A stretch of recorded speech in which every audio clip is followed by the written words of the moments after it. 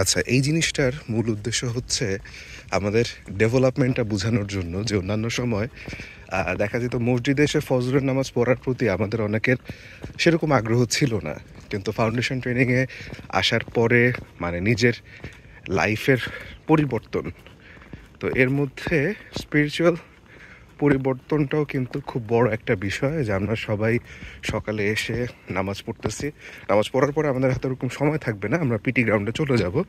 আমরা এখনও হচ্ছে জাস্ট শুট আপ কেটসটা পড়ি নাই। আমরা যখন জাস্ট রুমের মধ্যে ব্যাক করে নামাজ পড়ে এসে কেটসটা পড়ে দৌড়। তো এই জিনিসগুলো আসলে দরকার ছিল লাইফে।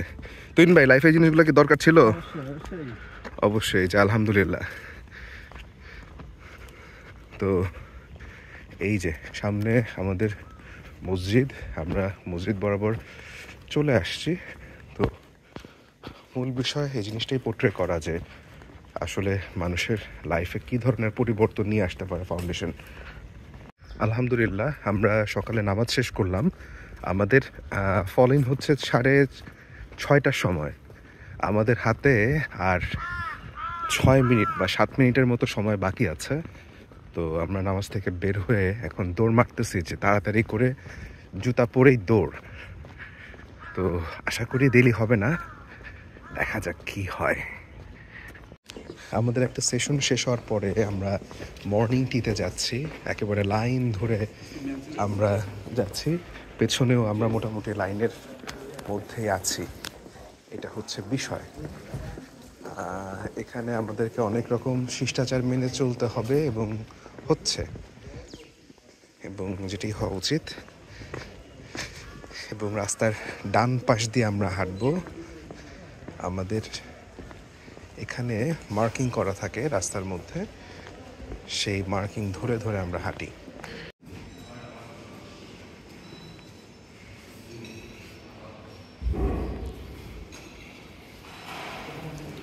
পাস্তা এবং আলহামদুলিল্লাহ 10:30টার ব্রেকে পাস্তা, কলা, চা। এই যে গতকালকে আমরা ব্যাপক কমিটি করলাম, কমিটি করে এখন আলহামদুলিল্লাহ।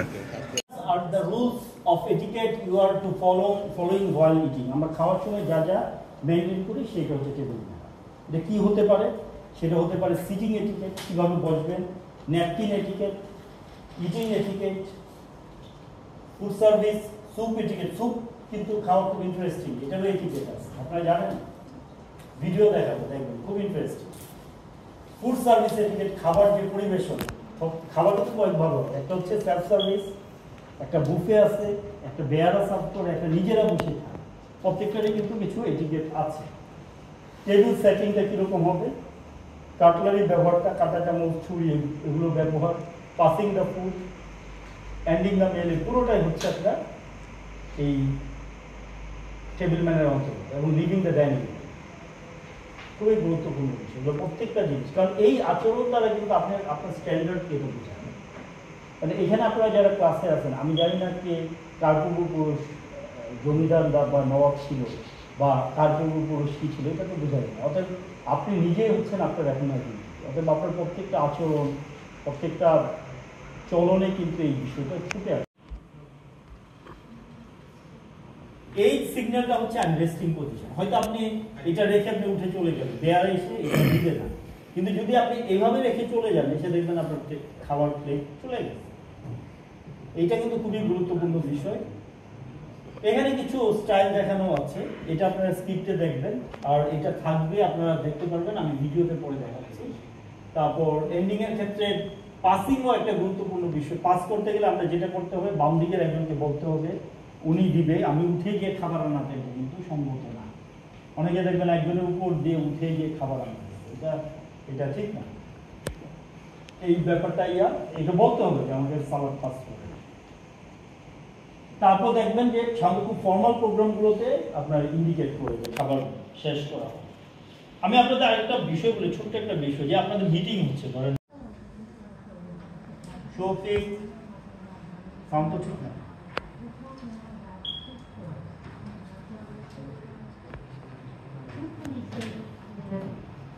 শুরু করবো আবার।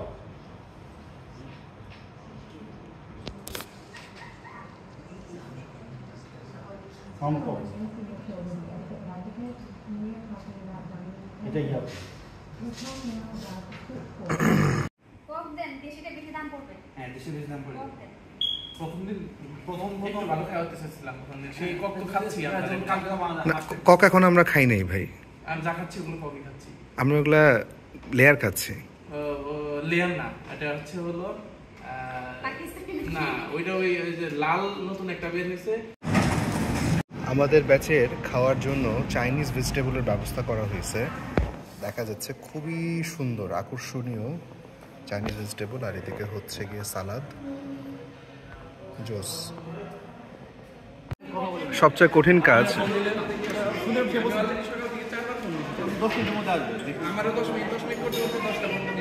একটা খাসির মাংসের টুকরা, মাশাআল্লাহ, মুগ ডাল। যারা করছে কত যে চ্যালেঞ্জিং কাহিনী ছিল এটা। আলহামদুলিল্লাহ আমাদের ব্যাচের খাবার খাসির গোশত, খুবই সুন্দর খাসির গোশত, এবং তার সাথে হচ্ছে ডাল। হ্যাঁ, আমি ভাত খাচ্ছি। কিভাবে উত্তোলন করবেন, অর্ধনমিত কিভাবে হবে, এই বিষয়গুলো আপনারা জানবেন। হ্যাঁ, তো এটা আগে আছে 2 ঘন্টা সেকেন্ড ছিল, তখন প্র্যাকটিক্যালে সবাইকে একটু ওড়ানো মানে চেষ্টা করানো হতো। তো এত সময় নাই, আমি দেখাই দিচ্ছি আপনাদেরকে। এখানে আছে কি উত্তোলন, প্রচার উত্তোলনের সময় সোজা হয়ে দাঁড়াতে হবে, সোজা হয়ে তেরা বেগা দাঁড়ানো যাবে না। অনেকে পেছনে হাত রাখে, এখানে কিন্তু সোজা হাতটা পাশে থাকবে, আমরা যেটা সকালে করছি। এবং একেবারে পতাকার কাছেও না, দেখতে বেমানান লাগে, আবার এরকম মানুষের পেছনে যাওয়ার কোনো দরকার নেই। ঠিক একটা লেভেল। আমার 3 ধরনের মানুষ আছে, এন্ডোমরফি, একটোমরফি এবং মেসো, তাই না?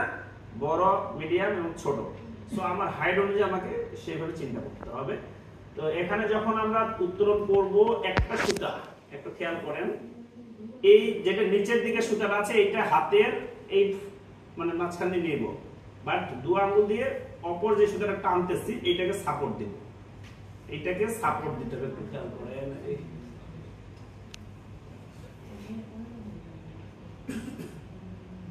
দণ্ডটা নড়াচড়া করছে, তো এই জন্য ভেজা হচ্ছে, বুঝতে পারছেন? না না, সমস্যা নেই, হয়ে যাবে, হয়ে যাবে, হয়ে যাবে, কোনো দরকার নাই, হয়ে যাবে। আচ্ছা, তার মানে আমরা কি করব, পতাকামুখী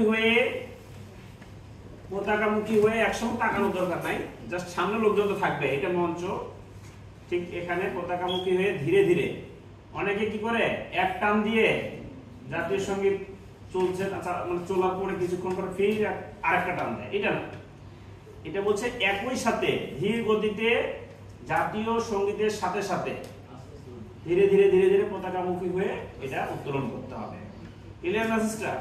আপনি আর জাতীয় সঙ্গীতে তাহলে জানার দরকারটা কি বলেন?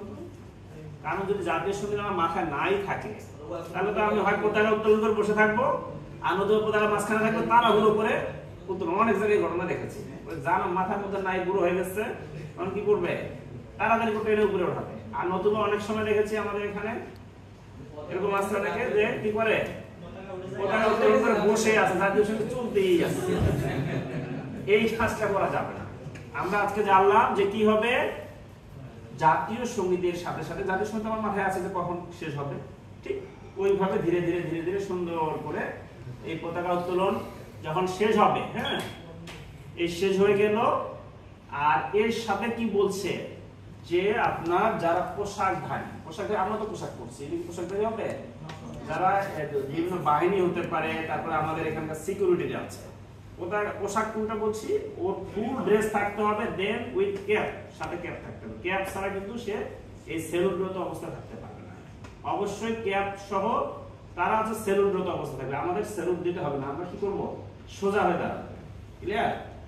অনেকে ওই সিকিউরিটি দেখা দেখি নিজেরা সেলুটের হাত তুলে, এটা করা যাবে না। হ্যাঁ, ওনাদের ক্যাপ সহ মাস্ট তাকে সেলুট দিতে হবে এবং পতাকাকে সম্মান করবে। তাহলে এখানে বলছে জাতীয় সঙ্গীতের সাথে ধীরে ধীরে পতাকামুখী হয়ে তা উত্তোলন করতে হবে, পতাকা দণ্ডের শীর্ষে ওঠার সাথে সাথে পতাকা উত্তোলন সম্পন্ন করা হয়। ইউনিফর্ম পরা ব্যক্তিবর্গ, যেটা একটু আগেই বললাম, তারা কি করবে, সেলুট করবে। পতাকা দণ্ডের শীর্ষে ওঠার সাথে সাথে পতাকা সালাম জানাতে হবে। পতাকা গাড়ি বা যান ছাড়া সূর্যোদয় হতে সূর্যাস্ত উত্তোলন করা হবে। ক্লিয়ার না সিস্টার? আচ্ছা, পতাকা কোনো অংশে লেখা যাবে না, আবেগ প্রবণ হয়ে আই লাভ ইউ বাংলাদেশ, এটা এই ধরনের কোনো কিছু যা করছে এখন গায়ে মরাই নিচ্ছে, মাথায় ভাবতেছে, এগুলো সম্পূর্ণ যেগুলো কোনোভাবে কি সময়। আচ্ছা আমরা 5 মিনিট নিতে পারি, ওইদিকে প্রয়োজনে আপনাদের সেই ব্যবস্থা করব স্যার। দেখান স্যার, মানে এখন শেষ হবে, অনেক বাকি, 2 ঘন্টা সেশন তো, একটু তাহলে আমরা আগাই দ্রুত। হ্যাঁ, তার মানে আমরা জাতীয় পতাকা উত্তোলন পদ্ধতি একটু শেষ করতে দেন। সাইলেন্ট প্লিজ, একটু। তাহলে উত্তোলনটা জানলাম, তাই না? এখন অর্ধনমিতকরণটা একসাথে আমরা একটু জেনে যাই। তাহলে উত্তোলন হলে এটা, আচ্ছা অর্ধনমিতকরণ একটু দেখাই নিয়ে আসি, তারপরে এই পেজটাতে যাব। আমি দেখানোর উদ্দেশ্যে তাড়াতাড়ি আর কথা বেশি বলতে হবে না। এটা তো জানি যে কোনো সরকার কর্তৃক ঘোষিত দিবসগুলোতে, যেগুলোতে আগে 15ই আগস্ট ছিল, ঠিক আছে না? এখন কি হবে? আর কি আছে? আর আছে না? আছে তো, সেটা খেয়াল করেন। 21শে ফেব্রুয়ারি আছে না? হ্যাঁ, তো এরপর না 16 ডিসেম্বর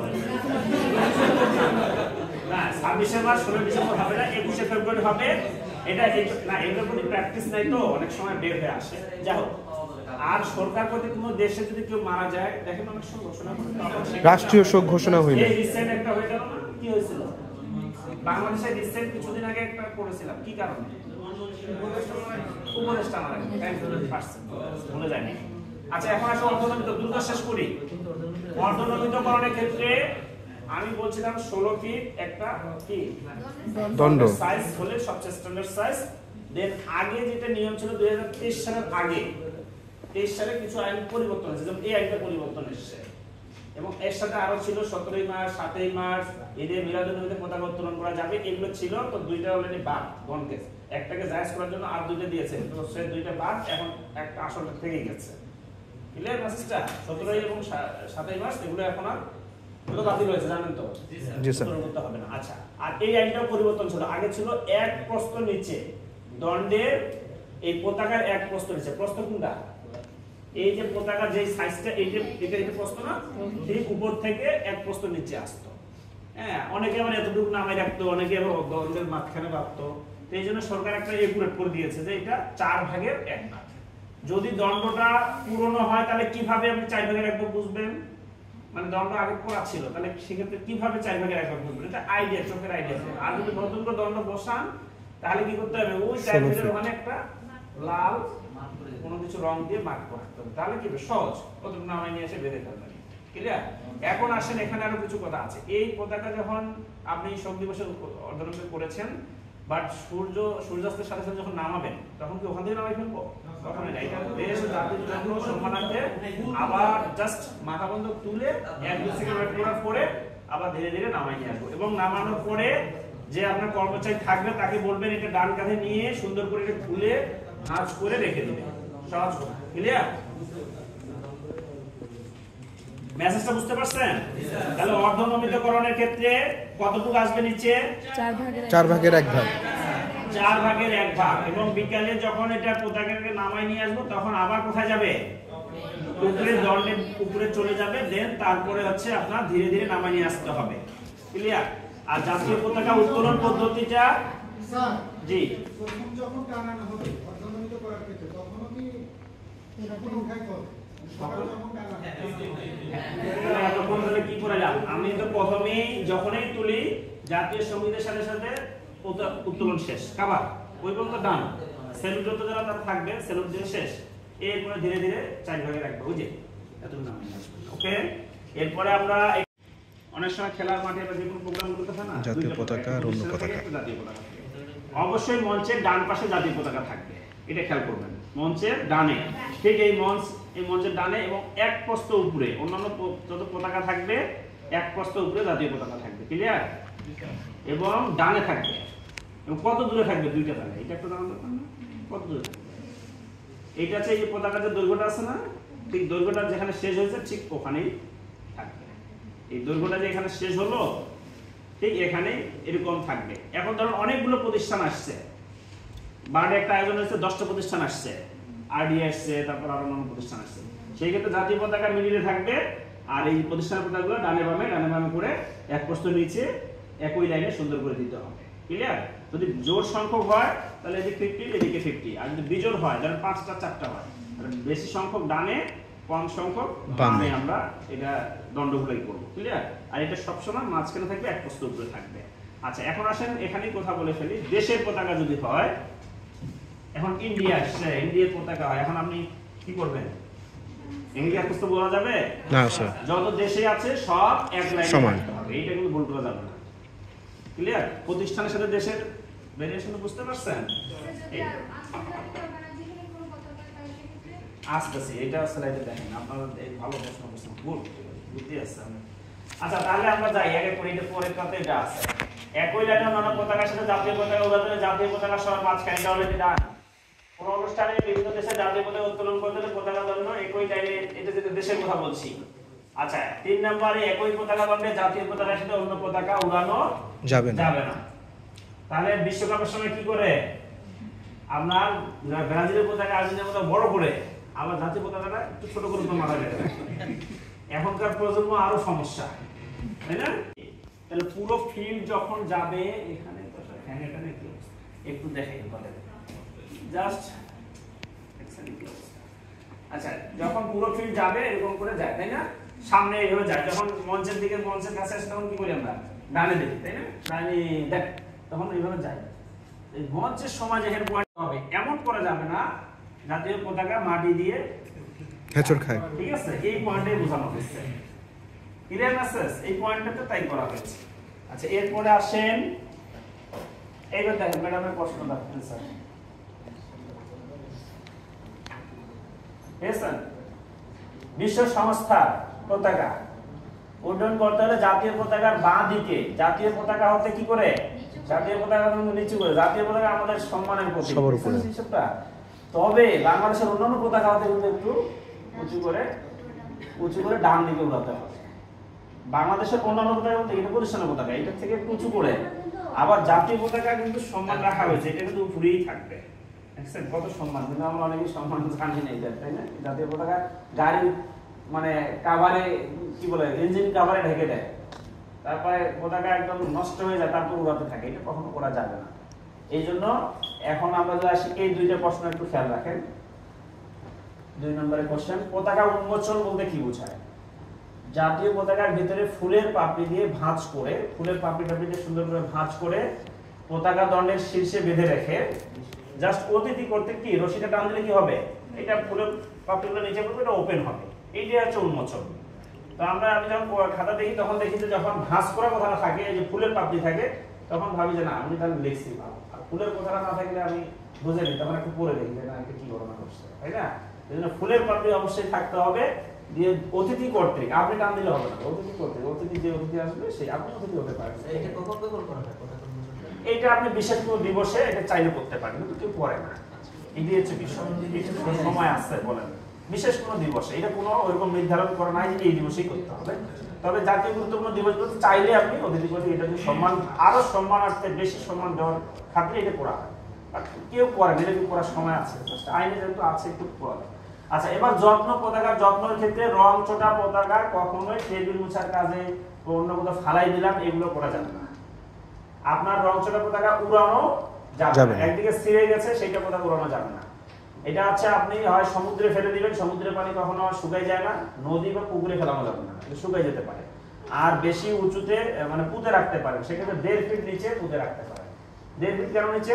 কারণ লাঙ্গলের ফলা 1.5 ফিট পর্যন্ত যায় না, আপনার 6 ইঞ্চি 8.5 ইঞ্চি পর্যন্ত লাঙ্গল জমি চাষ হয়, কিন্তু এর নিচে যায় না। সেক্ষেত্রে লাঙ্গলের ফলা লাগলে এটা তো জাতির সম্মান ব্যাঘাত করবে, তাই না? লাঙ্গলের ফলা যেটা সিরে টিরে যায়, এই জন্য এক সমুদ্রে ফেলতে পারেন, সমুদ্রে যাওয়া সম্ভব রাস্তা, এত টাকা খরচ করে, হ্যাঁ এত তো আমরা বুঝি না। আচ্ছা যাও। আচ্ছা, শুরু হয়ে গেল ভলিবল খেলা, সবাই প্র্যাকটিস করছে আজকে ডে 2। এদিকে তুহিন ভাই দেখা যাচ্ছে র্যাকেট নিয়ে আসতেছে, আর ওই দিকে কোর্টগুলোর মধ্যে অন্যান্য ব্যাচের যে ভাইরা আছেন তারাও আছেন। নাদিম চলে আসছে, হ্যালো। আমাদের sports centre and gymnasium,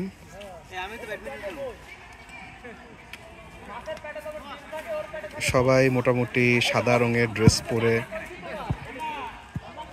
ready.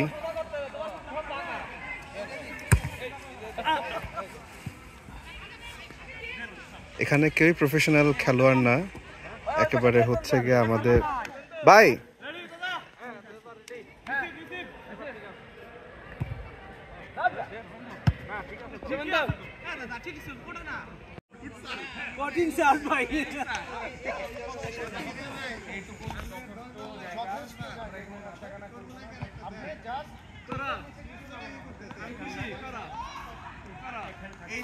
ব্যানারটা টাঙাবো এতটুকু আমাদের স্টেজ, মানে যেখানে আমরা দাঁড়ায় গান গাবো নাকি এটা ভালো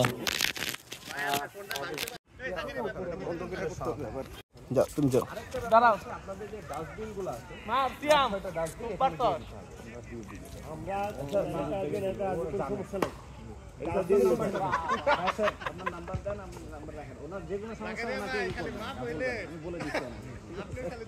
থ্যাংক ইউ। আর আপনি থাকতেছেন তো ইনশাআল্লাহ? ঠিক আছে সিয়াম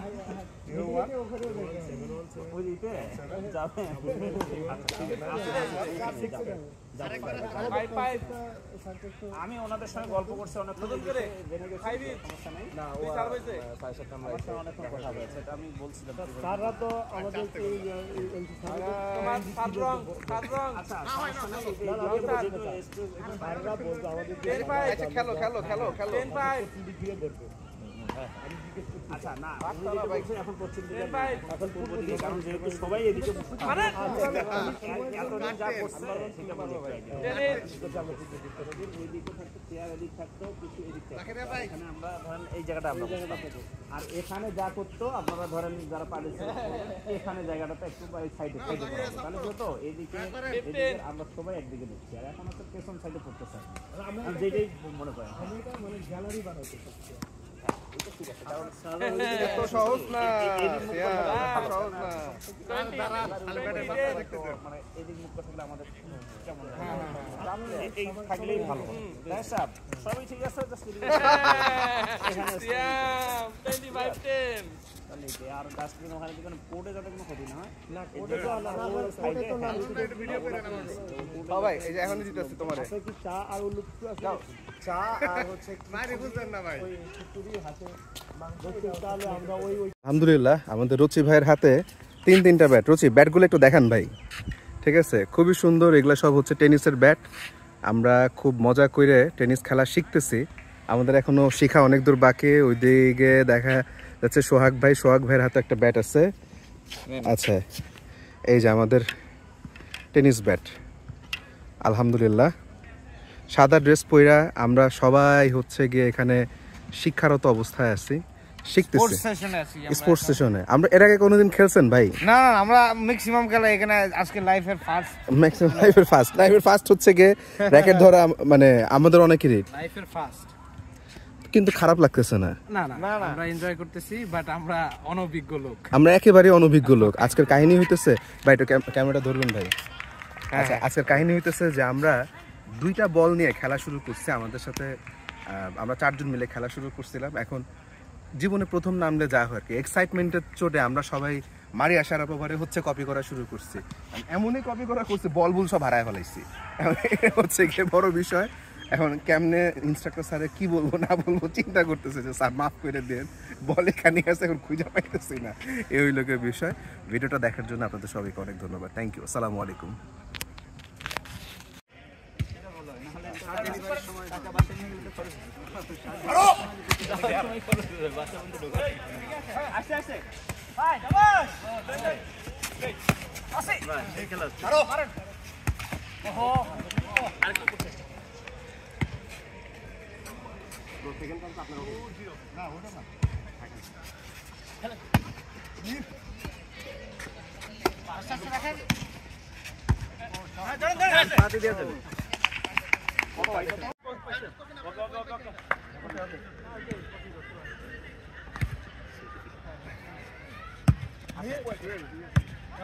আপনি আইছেন না ভাই, আপনি ওটা খেলেন।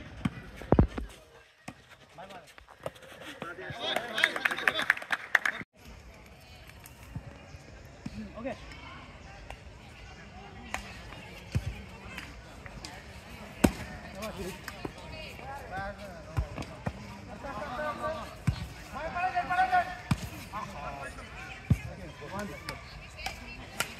ঠিক আছে গুড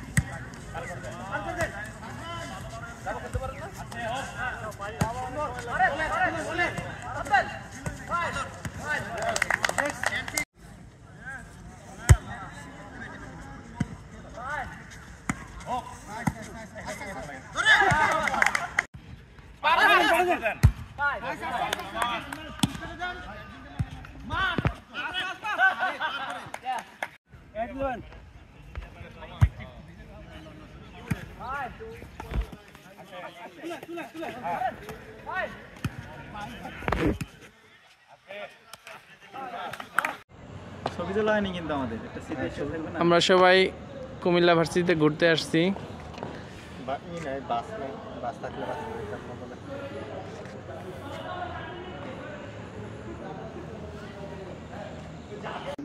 দূরে যাব নীল আকাশে সবুজ ঘাসে খুশিতে হারাবো। নেক্সট কেউ শুরু করতে পারেন চাইলে। সাদের লাউ বানাইলো মোরে বৈরাগী, সাদের লাউ বানাইলো মোরে বৈরাগী। লাউয়ের আগা খাইলাম, ডগাও খাইলাম, আগা খাইলাম গো। লাউয়ের আগা খাইলাম, ডগাও খাইলাম, লাউ দিয়ে বানাইলাম ডুগডুগি। সাদের লাউ দিয়ে বানাইলাম ডুগডুগি। সাদের লাউ বানাইলো মোরে বৈরাগী, সাদের লাউ বানাইলো মোরে বৈরাগী। আমার শালাও নাই শালিও নাই।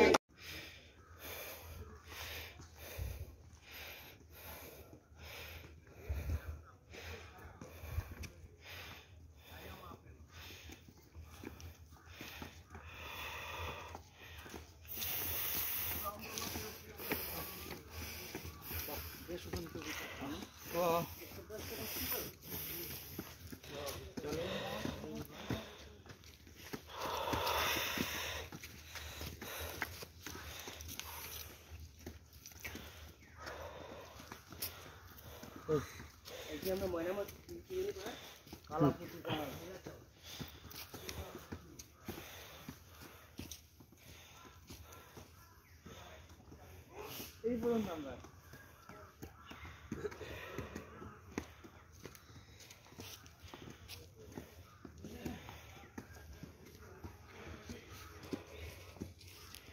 তো আসছেন। হ্যাঁ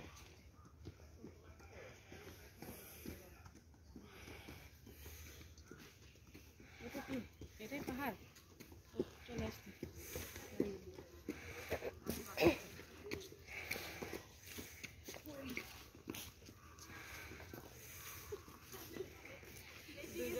দুজন একসাথে নিচে